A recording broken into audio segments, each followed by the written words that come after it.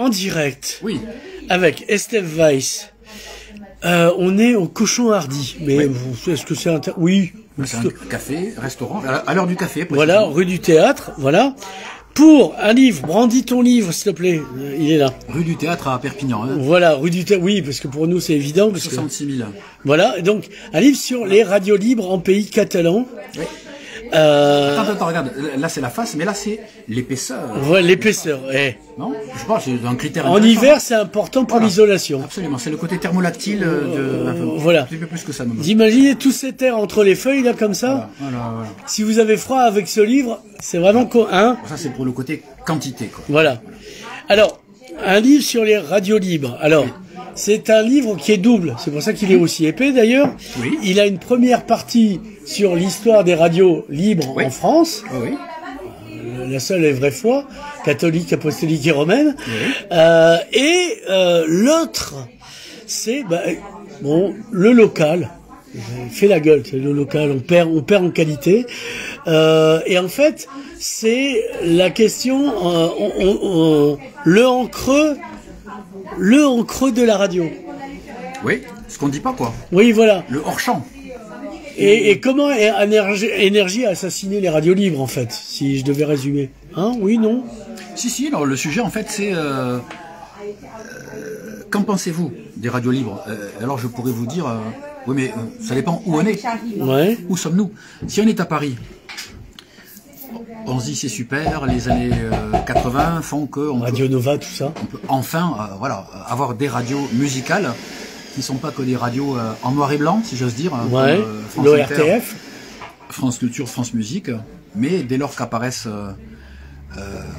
Ici et Maintenant, ou Radio Ivre, qui va devenir Radio Nova, ou Radio Carole, ou etc., à Paris, ou La Voix du Lézard, qui s'appelle d'abord Radio Paris 80, qui va ensuite s'appeler Skyrock. Lorsque ces radios arrivent à devenir RFM, Skyrock, Énergie, Europe 2, que vous direz Chérie FM, je m'arrête là, sinon ça serait trop long, ou RTL2 par exemple. Nostalgie. Voilà. Nostalgie, elle naît à Lyon, Nostalgie, donc à la rigueur c'est encore autre chose. Mais le fait est que quand ces radios arrivent à exister face au monopole de France Inter, Culture, Musique, avec un petit peu aussi de Radio Monte Carlo d'un côté, de Europe 1 de l'autre, on peut se dire, mais c'est super, enfin de la diversité. Oui, mais l'émergence et la consolidation de ces radios, Énergie, Fun, que j'avais oublié. Qui a une mise en abîme d'énergie. Fun est créé par une dissidence d'énergie. C'est un petit peu comme Mélenchon, qui est une dissidence du Parti Socialiste. C'est un peu pareil, c'est-à-dire qu'il est né dedans et puis il s'est développé dehors. Il en a même fait sénateur, c'est-à-dire jusqu'où c'est pas allé. Je pense qu'en biologie, ça doit s'expliquer seulement quand on est quelque part et que l'embryon se développe dehors. Enfin bon, c'est pas le sujet, mais c'est un peu le sujet parce que quand Énergie, Skyrock, RFM, etc. réussissent à Paris, pour mieux réussir, telles de bonnes radios parisiennes expansionnistes, elles effacent, elles remplacent toutes Fréquence verte. Absolument, elle remplace Fréquence Verte à Villeneuve-de-la-Raho. Voilà. Elle remplace Stéréo 66 à Perpignan Place Arago. Elle remplace Fréquence Sud à Argelès ou Radio Rose à Cabestany. Voilà. Sachant que la France ne se résume pas au pays catalan de France. Oui. Elle ne se résume pas à Perpignan et au Roussillon, mais la France c'est la France. Et donc les exemples qu'on peut citer comme Fréquence Verte, Stéréo 66 ou autres, en fait il y en a 1200 en France. Ouais. Et donc les radios parisiennes qui sont au nombre de 8 ou 9 arrivent à remplacer 1000 radios. En fait elles ont été libres, les vraies radios libres, puisqu'après c'était le commercial. Combien de temps? 3 ans même pas? Je sais pas. D'un point de vue strict c'est 3 mois. Ouais. Ah ouais. Entre le fait qu'elles ne sont plus poursuivies, qu'elles cessent d'être pirates. L'État, à l'origine, l'État mitterrandien dit laissez-les en paix. Et avant que la loi n'arrive, enfin une loi temporaire, on va dire une déclaration qui est en novembre 81. Donc on cesse de les poursuivre en mai 81, mai-juin. Et Perpignan, par exemple, la grande journée de brouillage, c'est le 18 juin 81. Oui, ben il se méfiait. Voilà. Où il y a tout un brouillage de Stéréo 66, de Radio Arels, de Radio Évangile aussi. Ça, oui, mais elle a duré longtemps, elle existe encore en fait. Absolument. Ah oui, en 24, en 2024, Radio Évangile existe toujours. C'est une radio. Catalogne Nord est morte, vive voilà. 100% hit. Absolument, Catalogne Nord, c'était une radio d'ici aussi qui était née en 82. Espagnoliste, etc. Mais oui, d'ici. C'est exact. D'ailleurs, je le raconte dans le bouquin, le côté espagnol, espagnoliste, hispanophone, etc. Ouais. Mais enfin, s'il fallait résumer, si on dit comme ça, racontez-nous les radios libres en France, il faut réellement dire oui, mais où? Est-ce que c'est à Paris ou est-ce que c'est dans tout le reste de la France? Puisque dans tout le reste de la France, en fait, toutes les radios ex-libres ont été absorbées. C'est des antennes relais après. Par les radios de Paris, voilà. Qui en fait ont réussi à Paris et ont mis en échec les radios de province, ou en tout cas du reste de la France. On appelait ça la France profonde, vous le savez, à l'époque de, comment il s'appelait le ministre oui, parce que c'est la France qui pense. Oui, ou qui pense c'est plaît, je ne sais pas comment on pense, mais c'est un peu l'idée. Voilà, alors il y a deux récits qui sont presque concurrents. Et ce que je fais dans mon livre, c'est que notamment j'évoque le récit parisien de la radio libre, qui est celui par exemple de Jean-Noël Jeanneney, qui était président de Radio France et qui fait encore d'ailleurs une émission fort intéressante sur France Culture le week-end, mais qui, dans tous ses bouquins consacrés à la radio, en fait fait comme si Paris était la France, ou plutôt comme si toute la France était Paris. Oui. Voilà. Et le fait donc qu'il y ait eu des succès radiophoniques à Paris ne veut pas dire qu'il y ait eu des succès radiophoniques à Toulouse, à Marseille ou à Montauban ou à Rennes ou à Perpignan. Alors toi tu faisais de la radio, mais une radio officielle française, hein, j'aime pas dénoncer, mais bon, t'étais à Radio Paris ici. Oui, c'est un peu ça, oui. Alors est-ce qu'elle mentait ou pas, c'est une question, n'est-ce pas? Alors c'est vrai que j'ai travaillé à Radio France Roussillon, moi-même, à Radio France, et à France Bleu Roussillon, qui c'est pas pareil, la continuité. Parce que non, alors il y a un hiatus, c'est que le France Bleu Roussillon, ça vient de Radio Bleu, qui était la radio des vieux. Oui. Et que il y avait autant c'était encore ultra local quand c'était France Bleu Roussillon, enfin pas France Bleu, Radio France Roussillon, autant dès que c'est devenu bleu, c'est devenu l'idée c'est que comme tout est décidé à Paris, puisqu'on n'allait quand même pas demander à des gens à Toulouse qu'est-ce que vous voulez comme radio. Faut être sérieux. Et encore moins à Perpignan. Encore moins à Perpignan forcément. Du coup, comme Radio Bleu arrivait un petit peu était en fin de vie, étant une radio pour les vieux, ça paraît à peu près logique d'ailleurs. Il a fallu marier, on va dire, le personnel résiduel de Radio Bleu. Tout ça est en fait administratif. Il a fallu donc marier Radio Bleu au réseau de Radio France. Et ce qu'on a fait, c'est que vu de Paris, on s'est dit pour la province, ça ira bien, c'est bleu. Et après, tel que me l'a dit un collègue de France Bleu Roussillon, d'après lui, c'est aussi parce qu'à l'époque, le gouvernement était de droite. Et donc, bleu, c'est la couleur gendarmerie. Et de la Vierge. Et de la Vierge, la couleur de certains pays totalement démocratiques, pas que d'ailleurs, mais c'est aussi la couleur d'une certaine droite. Alors ça dépend si on part du bleu clair, le bleu clair Ségolène Royal, ou au bleu foncé, voire bleu marine, du Rassemblement, bleu marine d'il y a 20 ans que tout le monde a oublié. Mais c'est très sérieux tout ça en fait. La colorimétrie est tout à fait liée à c'est de la com, hein. Certains penchants, c'est tout à fait sérieux. C'est pas par hasard qu'on a mis une croix sur les croisés. Même si le rouge du Parti communiste n'est pas si éloigné du rouge nazi, mais c'est ce qui est vrai, hein, entre totalitaire. Oh, arrêtez avec ça. Il suffit d'avoir Photoshop, de mettre. Si vous connaissez Photoshop, c'est ce qu'on appelle la pipette, qui permet en un quart de seconde d'arriver à identifier la couleur avec le code couleur, etc. Vous comparez si ça vous amuse, le logo du PC et le logo du parti nazi, il n'y a pas vraiment de grandes nuances. Et pour revenir à l'histoire de Bleu, de France Bleu, etc., c'est Paris qui décide, parce qu'elle ne sait que faire de ce fond de radio pour vieux et de radio locale, donc elle les met ensemble.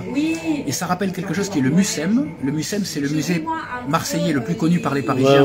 Puisque c'est les Parisiens qui l'ont créé. Donc forcément, en fait, quelque part, c'est un musée parisien transplanté au bord de la mer à Marseille. Et aujourd'hui, le musée. C'est Paris-Plage.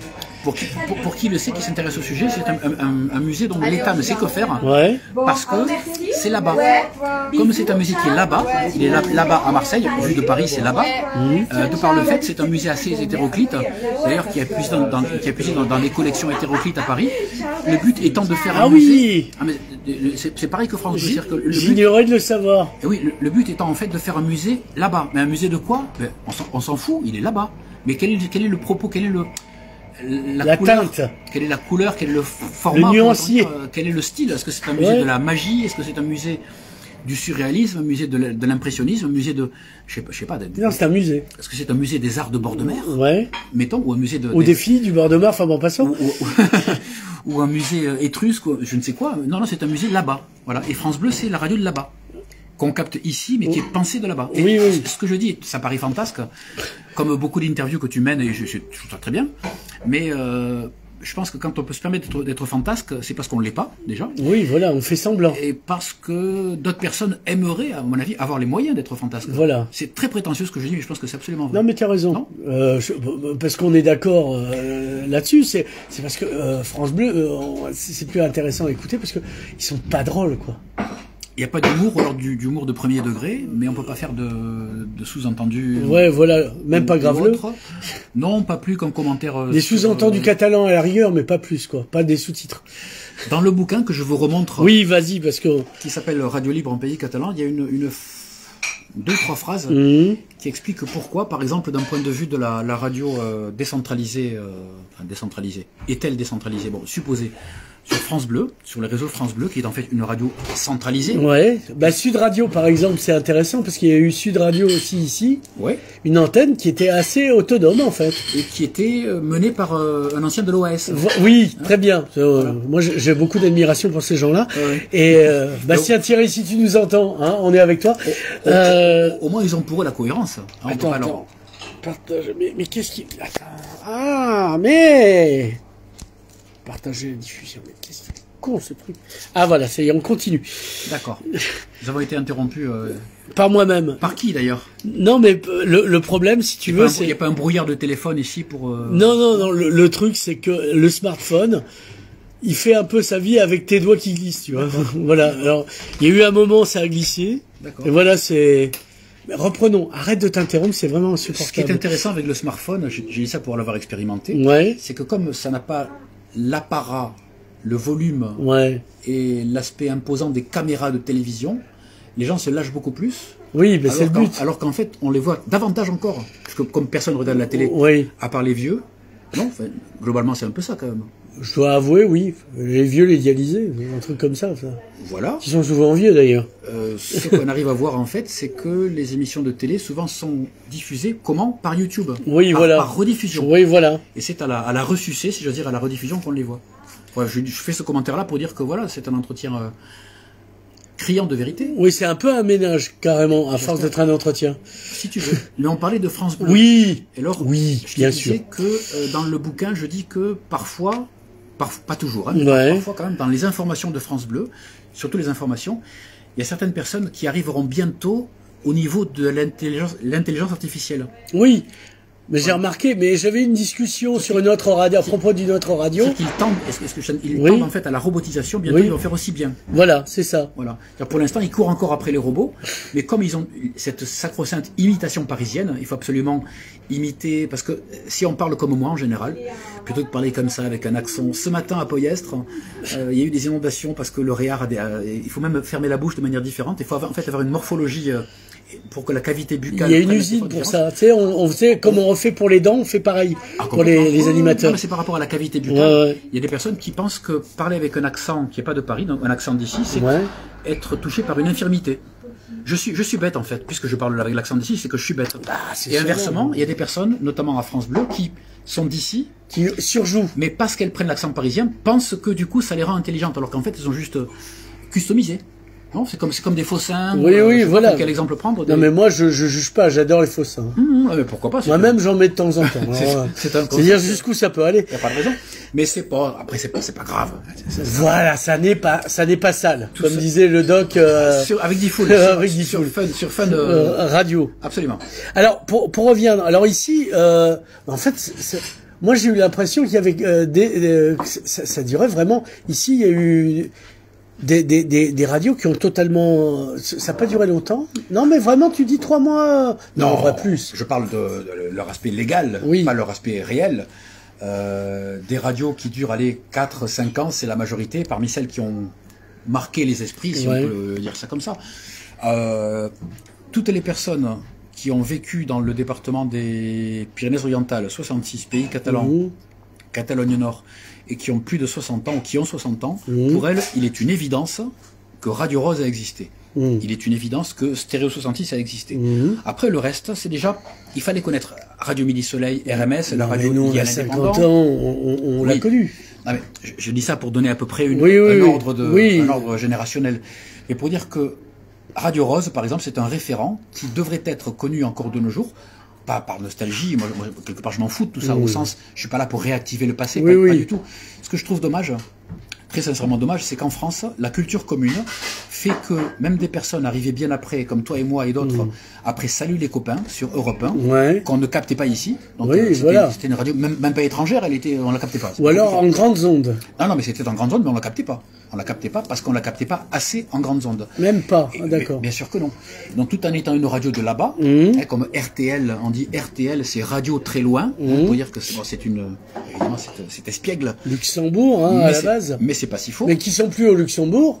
De toute façon, mais comme Sud Radio est maintenant à Paris, ça a été racheté entre temps. À la rigueur, c'est au sud de l'île, donc à la rigueur, ça peut avoir un sens. Mais au sud de la Belgique, disons. Mais pour reprendre le fil. Pour moi, il n'est pas normal, en fait, qu'il y ait une culture commune française qui nous renverrait à, je sais pas, Pierre Dac, pour qui connaît. Oui, j'étais à Radio Londres avec, alors penses-tu. Signé Furax ou à SLC, Salut les copains, Daniel Philippaki sur Europe 1 à Paris, qu'on ne captait pas ici. Alors que Philippaki, c'était pas d'ici. Voilà. Alors qu'on le connaissait ici, mais ça n'arrive pas ici. Et c'est pas normal qu'on ne connaisse pas Radio Rose en même temps, en tant que objet mémoriel. Et moi, comme je plaide pour un territorialisme qui n'est pas spécifiquement catalan, c'est-à-dire qu'on peut très bien dire le catalan c'est bien, parler catalan c'est vachement bien, ça enrichit, patati, c'est pas le problème. Mais c'est qu'en termes de territoire, si la mémoire française n'a pour mémoire que la mémoire officielle parisienne, ou validée par Paris, ou passée par le prisme de Paris, ou en fait par le sceau du roi, parce qu'en fait, il fallait que ça passe par le bureau du roi, donc par l'administration qui voyait les dossiers. Il y a la pile de dossiers, hop, toi tu rentres pas, comme dans les discothèques un peu. Tu rentres pas. Radio Rose rentre pas. Pourquoi? Parce que c'est petit, parce que c'est là-bas. Parce que nous ici c'est là-bas. Puisque dans une France centralisée, dès qu'on est ici à Perpignan, en fait on est là-bas. Je sais pas si je me fais comprendre. Oui, mais parce que je connais Jean-Jacques Goldman, donc là-bas ça me dit quelque chose.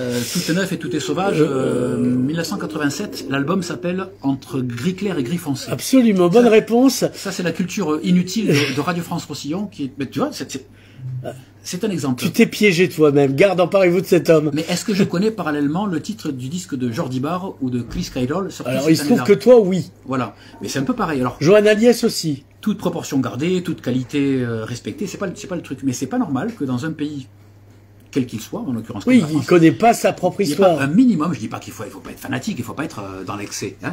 Il n'y a pas un minimum de transmission, de mise en mémoire d'une culture autre que nationale. Après Goldman parfait, européen parfait, c'est pas le souci, évidemment. Mais le truc c'est que pourquoi est-ce qu'on pourrait pas enseigner aux gens que Radio Rose a existé, bouquin, placement de produit, que Fréquence Verte a existé, que c'était à Villeneuve-de-la-Raho, ou que Radio Pyrénées Catalane, RPC, a existé à Font-Romeu, avant d'être englouti par Chéri FM. En Cerdagne, Font-Romeu, Océja, Saligouze, tout le monde, beaucoup de gens savent que Radio Pyrénées Catalane a existé. Mais quand sera-t-il dans 30 ans? Voilà, alors la question c'est... Est-ce que le 6 janvier il se passe quelque chose au Club Ciné? Après-demain, 48 heures, 16 heures. Ouais, donc, avec Eddie Murphy. Donc, le 6 janvier, c'est quoi? C'est pas la fête des rois le lendemain? Enfin, peu importe. Non, ça c'est... Oui, peut-être, oui. Oui, la Saint-Sylvestre, un truc, non. Ouais, bref. D'un point de vue républicain, il faut dire épiphanie. Oui, voilà. Si tu dis fête des rois, tu passes pour ce que tu es pas, il y a un truc comme ça, non? Oui, je sais pas, encore qu'épiphanie, ça soit très catholique toi-même. Bon, vas-y. Au Club Ciné. Au Club Ciné, à Canet, ça se trouve boulevard François Mitterrand. T'es sûr? Ou Tixador peut-être? Non, je sais pas, on s'en fout. Il me semble que c'est François Mitterrand. Enfin, en tout cas, donc, au Club Ciné, à Canet. Se déroule à 16h une conférence que je vais donner. Je vais raconter l'histoire des radios libres ici. Alors, c'est où ici? Ici, dans les PO. Oui, c'est pas là-bas. Voilà. Mais comme ici est... Encore que ici, ce soit tout neuf et sauvage quand même. Et relatif. Acquis. Donc je vais raconter les radios libres, mais avec une lecture qui passera pas mal par la législation, les déclarations de Georges Filiou, ministre de François Mitterrand, d'Alain Carignon, ministre sous Jacques Chirac, époque après encore la colonisation. Oui, après Albertville. Les JO d'Albertville. Ouais. Ouais. 1515, si c'était pas tant, c'est Carignan.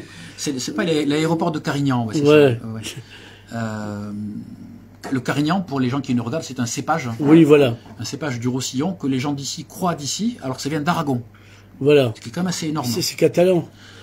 Et la conférence, ce samedi à 16h, Ouais. je vais raconter dans la radio libre avec pas mal de, on va dire, de touches relatives à la loi, les intentions des politiques, etc. Il y aura abondance, profusion de logos, du son aussi. On va écouter un petit peu l'OS. Je vais parler brièvement d'une radio qui s'appelait en effet Radio Zigomar à Perpignan, Quai Vauban, 96.1 FM. Radio sur laquelle tu as eu l'occasion... D'exercer mes nuisances. Oui, Voilà. bon. Voilà, vas-y. Donc Radio Zigomar entre autres à Perpignan, et puis les radios aussi web, parce qu'il y a pas mal de radios sur le web aujourd'hui. Il y a par exemple une station qui s'appelle Radio Equinox. Je Oui. trouve ça formidable. Alors, Equinox, on a dit c'est quoi ce truc? Alors tu parles de celle de Barcelone qui a été fondée par un ex de Zigomar ou Non. autre chose? Non. Je parle d'une radio qui s'appelle Radio Equinox et qui est à Villeneuve-de-la-Raho, et qui est une radio qui ne diffuse que du Jean-Michel Jarre. Ah d'accord, Equinox, donc un des albums. All of the Day, All of the Night. Ah d'accord. Voilà. Gagner des albums, à mon avis, non, parce qu'il faut pouvoir se les procurer. En plus, qui va acheter un album alors que ça s'achète plus? Le fait de posséder n'existe plus. Posséder un disque, non, ça n'existe plus. Je suis sur MP3 ou non carrément plus puisque je les écoute plus mes MP3. Je suis sur Spotify.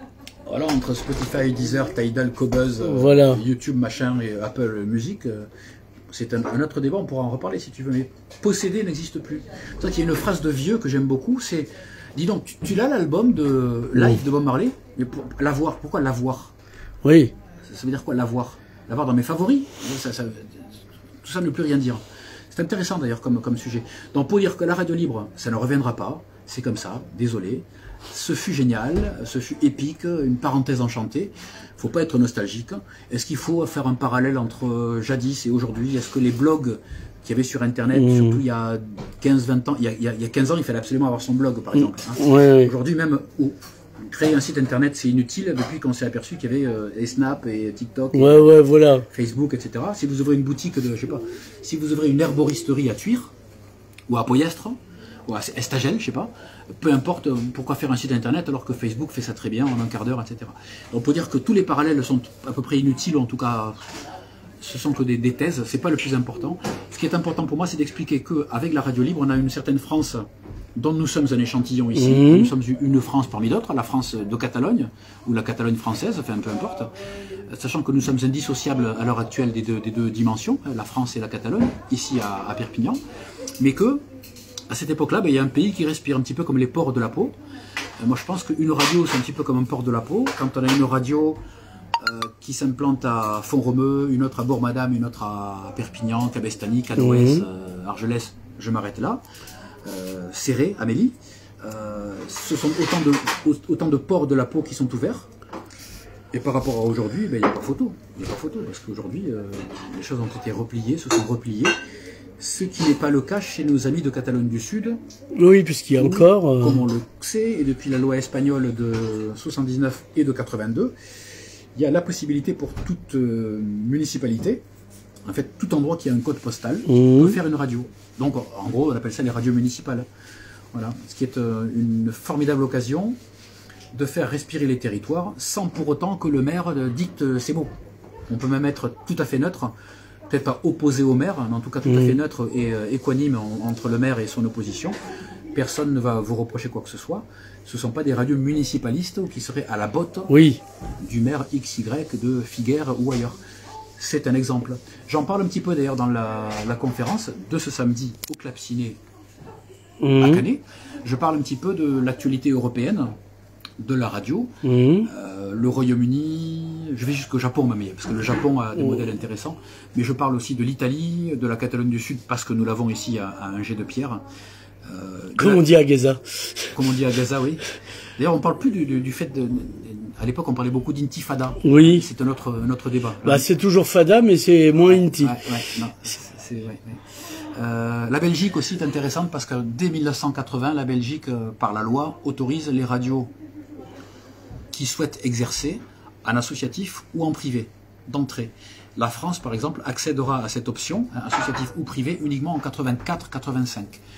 Intéressant aussi de voir comment des voisins immédiats, comme la Belgique ou la Catalogne du Sud, via l'Espagne, ont des dispositifs législatifs, en général, je ne dirais pas plus avancés. Mais Franco est mort tardivement en France aussi, il faut le dire.